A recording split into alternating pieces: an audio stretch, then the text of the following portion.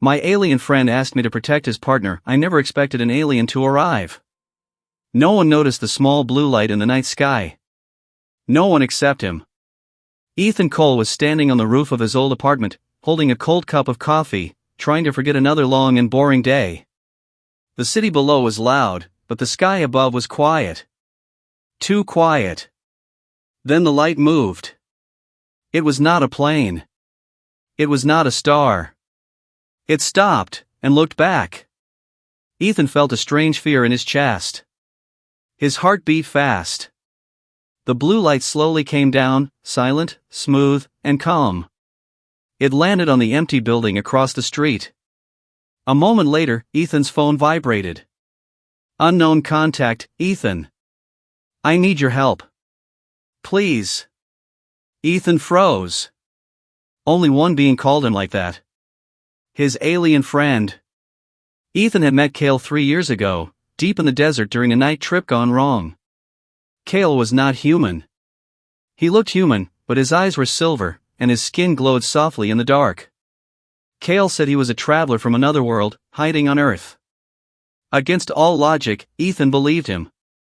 Since then, Cale visited sometimes, always careful, always quiet. He loved Earth. He loved human stories. He said humans were weak but brave. Small but dangerous. Tonight, Cale sounded afraid. Minutes later, Cale appeared in the shadows of the rooftop. He looked hurt. His breathing was slow and painful. They found me, Cale said softly. Ethan helped him sit down. Who found you? My people, Cale replied. And worse, our enemies. Cale looked into Ethan's eyes. I need you to protect someone. Ethan swallowed. Who? My partner. Before Ethan could ask more, Cale placed a small metal ring into Ethan's hand. It felt warm, alive. She is coming to Earth, Cale said. She carries something powerful. If they find her, your world will suffer. Ethan laughed nervously. Cale, I'm just a human. Cale smiled weakly. That is why I trust you. Then Cale collapsed. Cale disappeared before sunrise. No body. No ship. No message. Only the ring remained. Days passed. Ethan thought it was over. Maybe it was all a dream. But the ring stayed warm. And sometimes, it whispered. On the 7th night, the sky broke open. A bright fire fell from space, crashing into the forest outside the city. News channels called it a meteor. The military blocked the area. But Ethan knew better. The ring burned hot.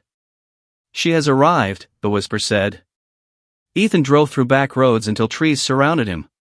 Smoke filled the air. In the center of the broken ground, a metal pod rested, cracked and glowing. The pod opened. She stepped out. Tall. Pale. Eyes like stars. An alien stood on Earth. She looked at Ethan and raised her hand. Cale sent you? It was not a question. Her name was Lyra. She spoke simple English, learned from Cale. She trusted Ethan because Cale trusted him. That was enough. But they were not alone. Drones watched from the sky. Black ships moved beyond the clouds. The enemy Cale feared had followed her. Lyra carried a device called the Seed Core. It could heal planets, or destroy them. Humans were never meant to be part of this war. But now they were. Ethan hid Lyra in an old underground train tunnel. Soldiers searched the forest. Strange creatures hunted at night. Ethan was scared. Every sound made his hands shake. But Lyra watched him with respect. You stay, she said one night. Even when afraid. Ethan nodded.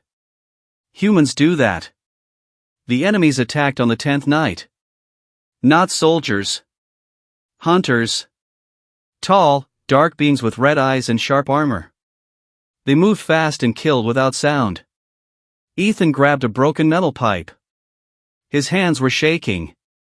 "This is stupid," he whispered. Lyra touched his shoulder. "You are stronger than you know." The hunters entered the tunnel. Ethan screamed and charged. He hit one in the head. Sparks flew. The hunter fell. Lyra released a wave of light. The tunnel shook. 2 more hunters fell back. But more came. Ethan stood in front of her. He was small. Weak. Human. But he did not move. And something strange happened. The ring activated. Light wrapped around Ethan's arm. His fear turned into fire. He fought. Not like an alien. Like a human. Wild. Desperate. Brave. The hunters retreated. Earth had spoken. When the battle ended, the sky changed. Kale appeared again, injured but alive. With him came ships from his people. They pushed the enemy back into space. The war moved away from Earth. For now. Kale looked at Ethan with pride. "You protected her." Ethan looked at Lyra. "You're safe now?" Lyra nodded. "Because of you." Kale smiled. Humans were underestimated. Before leaving, Kale gave Ethan a message. "This world is watched now. You are not alone anymore." The ships vanished. The sky became quiet again. Life returned to normal. Almost. Ethan still felt the ring's warmth. Sometimes, he looked at the stars.